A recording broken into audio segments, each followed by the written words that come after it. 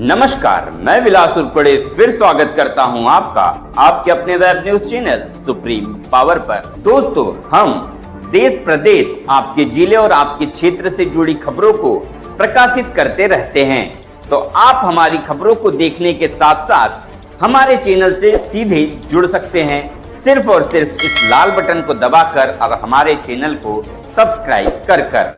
योगेश जी, आप बहुजन समाज पार्टी के जिलाध्यक्ष है। महाराष्ट्र में आने वाले समय में विधानसभा चुनाव होने जा रहे हैं, क्या रणनीति रहेंगी पार्टी की? क्योंकि पिछले काफी वर्षों से देखा जा रहा है कि महाराष्ट्र में बीएसपी का ग्राफ काफी तेजी से गिरता जा रहा है।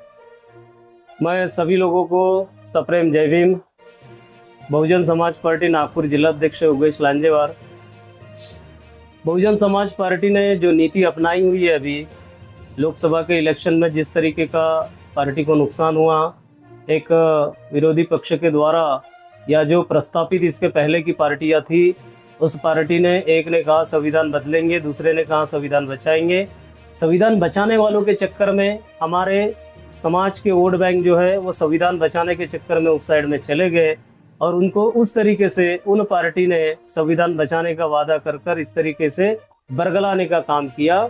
इस चीज को आने वाले विधानसभा में हम लोग इस दाग को धोना चाहेंगे। साथ ही साथ जो पार्टी ने वादा किया था कि संविधान हम बचाएंगे, उस पार्टी ने 1 अगस्त के सुप्रीम कोर्ट के जो निर्णय है, उस निर्णय में उन्होंने जाहिर कर दिया कि वाकई में वो संविधान बचाने वाले हैं या संविधान को खत्म करने वालों की राह पर चल रहे हैं। इसलिए बहुजन समाज पार्टी साथ ही साथ फूले शाहू बाबा साहब मान्यवर कांशीराम साहब के त्याग बलिदान को लेकर बहन कुमारी मायावती जी, जो कि भारत देश में सारे बहुजन समाज का राष्ट्रीय नेतृत्व कर रही है, उनके दिशा निर्देश में महाराष्ट्र में आने वाले इलेक्शंस में और खास तौर पे नागपुर जिले की जो 12 विधानसभा है, इन 12 विधानसभाओं में और नागपुर जिले में बहुजन समाज पार्टी का ग्राफ बढ़ेगा। और 21 अगस्त को जो भारत बंद का ऐलान किया गया था, उस भारत बंद को सर्वप्रथम आदरणीय बहन जी ने इसको अनाउंसमेंट कराकर पूरे भारत देश में भारत बंद का ऐलान किया गया और सफल हुआ। हमारे बहुजन समाज के सारे लोगों को पता चल गया कि अभी वाकई में संविधान बचाने वाली कौन सी पार्टी हो सकती है। तो कांग्रेस ने हमें धोखा दिया, राहुल गांधी जी ने धोखा दिया। इस मुद्दे पर एक शब्द उन्होंने नहीं बोला। कोई भी पॉलिटिकल पार्टियां, अलायंस की, इंडिया गठबंधन वाली कोई भी पार्टियां सामने नहीं आई, मात्र एक बहन कुमारी मायावती जी थी। इसलिए लोगों के समझ में आ गया कि बहन जी और बहुजन समाज पार्टी ये संविधान की रक्षा कर सकती है। तो मुझे पूरा भरोसा है इस इलेक्शन में, विधानसभा के इलेक्शन में आपको एक अलग चित्र दिखाई देगा और सारा जन समुदाय बहुजन समाज पार्टी के पीछे खड़ा नजर आएगा। 2004-2009 में महाराष्ट्र में बहुजन समाज पार्टी का ग्राफ काफी तेजी से बढ़ा था। किंग मेकर की भूमिका में बहुजन समाज पार्टी रहेगी, ऐसी चर्चा उस समय में चल रही थी, लेकिन रिजल्ट ओरिएंटेड नहीं दिखाई दिया। 2014 के बाद में जो कैडर बेस कार्यकर्ता था वो भी पार्टी से छिटक के चला गया। क्या कहना चाहिए आप? देखिए, जो 2004 और 2009 का जो पीरियड था, उस 2004 और 2009 के पीरियड में कांग्रेस की सत्ताएं थी। बीजेपी को एक तरीके से कांग्रेस की सत्ता होने के कारण हमें उस बारे में उतनी डर वाली उतनी इसकी बात नहीं थी।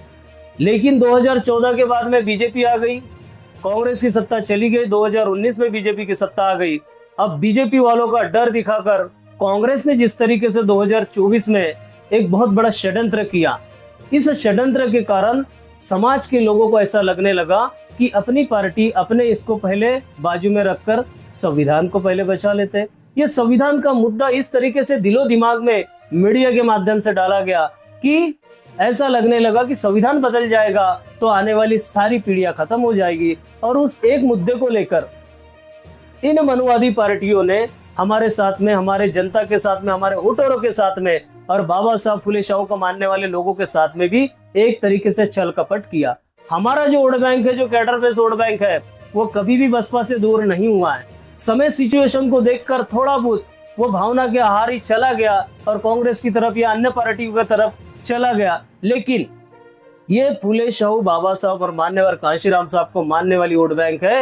ये वोट बैंक विचारों से जुड़ी है। हमें पूरा भरोसा है कि ये वोट बैंक आने वाले इलेक्शन में हमारे साथ आएगी और निश्चित तौर पर महाराष्ट्र में और नागपुर जिले में एक नया करिश्मा इस बार होगा। कई राज्यों में विधानसभा चुनाव के मद्देनजर पार्टी अपना रुख बदलती है। कई राज्यों में देखा गया कि पार्टी ने गठबंधन भी किया, लेकिन महाराष्ट्र में गठबंधन की राजनीति बहुजन समाज पार्टी करते दिखाई नहीं दे रही। क्या कारण है? देखिए, बाकी अन्य राज्यों में जो गठबंधन हुआ वो राष्ट्रीय लेवल का मुद्दा है, इसलिए उस मुद्दे पर मैं ज्यादा नहीं कहूँगा।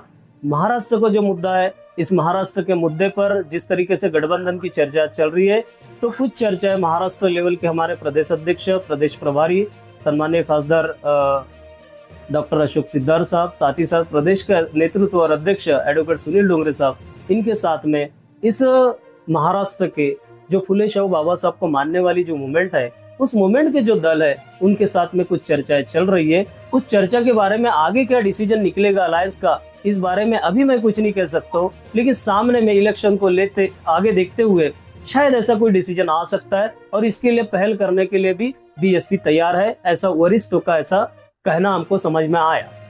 यदि महाराष्ट्र में आने वाले विधानसभा चुनाव को देखते हुए किसी पार्टियों के साथ, किसी आघाड़ी के साथ गठबंधन नहीं होता है, तो पार्टी राज्य में कितने सीटों पे चुनाव लड़ेगी? किसी भी तरीके से कोई गठबंधन हो चाहे ना हो, लेकिन पार्टी हमेशा पूरे सीटों पर लड़ती है। आपने लोकसभा देख लिए, आपने इसके पहले की विधानसभा देख ली है। बहुजन समाज पार्टी या नेशनल लेवल की तीसरे नंबर की पार्टी है पूरे भारत देश में, और हमारा एक सिंबल है, एक झंडा है, एक नेता है। हमारी पार्टी पूरी सीटें लड़ती है, चाहे देश का कोई भी कोना हो। जिस राज्य में सरकारें हैं, जिस राज्य में इलेक्शंस है, उस स्टेट के इलेक्शन में भी बीएसपी पूरी की पूरी सीटें लड़ती है। इस बार भी वैसा ही होगा। धम्म चक्र प्रवर्तन दिन मनाया जा रहा है, पार्टी का कैडर यहाँ पे उपस्थित कल रहेगा नागपुर में। क्या संदेश देना चाहेंगे आप अपनी पार्टी कैडर को? ये 68वां जो धम्म चक्र प्रवर्तन दिन है, इस पवित्र दीक्षा भूमि पर जो नागपुर में स्थापित है, यहाँ देश के कोने कोनों से, हर राज्य से करोड़ों लाखों लोग यहाँ पर अपने नमन करने के लिए नागपुर में आते हैं।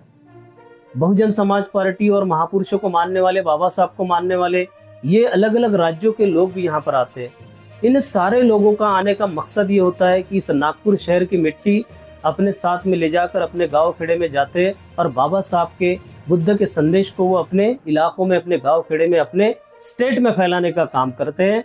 आज आने वाला कल का जो धम्म चक्र प्रवर्तन दिन है, इस धम्म चक्र प्रवर्तन के दिन में ये जो आने वाला मौका है, मैं सारी जनता को, जो बाबा फुले शाहू को मानने वाले, इन सारी जनता को मैं संदेश देना चाहूंगा कि सही मायने में बाबा साहब के जो लक्ष्य थे, बाबा साहब के जो सपने थे, एक पहला सपना था उनको भारत बौद्धमय करना, दूसरा उनका सपना था इस भारत देश की मास्टर चाबी हाथ में लेना, यानी इस देश की सत्ताधारी बनना। क्योंकि दो मकसद अगर हमारे पूरे हो गए तो देश में खुशहाली आ जाए। राजा अगर जिनका है, सत्ता अगर हमारी है, तो हम अपने सारे बहुजन समाज का कल्याण कर सकते हैं। उसका ताजा उदाहरण उत्तर प्रदेश में 4 बार मुख्यमंत्री बहन जी रही, तो उस कार्यकाल को देखते हुए आज भी लोग याद कर रहे हैं। साथ ही साथ भारत बौद्धमय करने का मकसद ये, बौद्धमय यानी हम लोग किसी धर्म की तरफ नहीं जा रहे। ये धम्म, नीति, नियम, जीने के लिए क्या, किस तरीके का हमने रहना चाहिए, कानून जिस तरीके से बना हुआ है, उसी तरीके से धम्म है। वो नीति नियमों के इस पे चल कर अपने जीवन को हम सुखमय बना सकते हैं।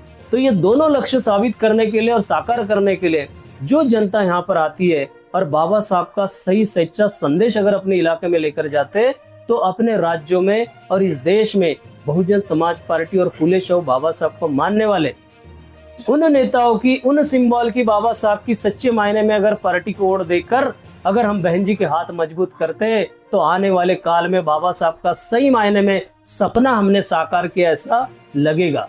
इसलिए इस आने वाले मेरे धम्म चक्र प्रवर्तन दिन में सारे हमारी जनता को, इस देश के, इस महाराष्ट्र के, नागपुर के और आने वाले विविध तरीके के जितने भी लोग यहाँ पर आएंगे, उन सारी जनता को मैं मेरी ओर से बहुत बहुत हार्दिक शुभकामनाएं देता हूँ, और कहना चाहूँगा कि आने वाले काल में अपने अपने राज्यों में, अपने इलाकों में बहुजन समाज पार्टी के हाथ मजबूत किए।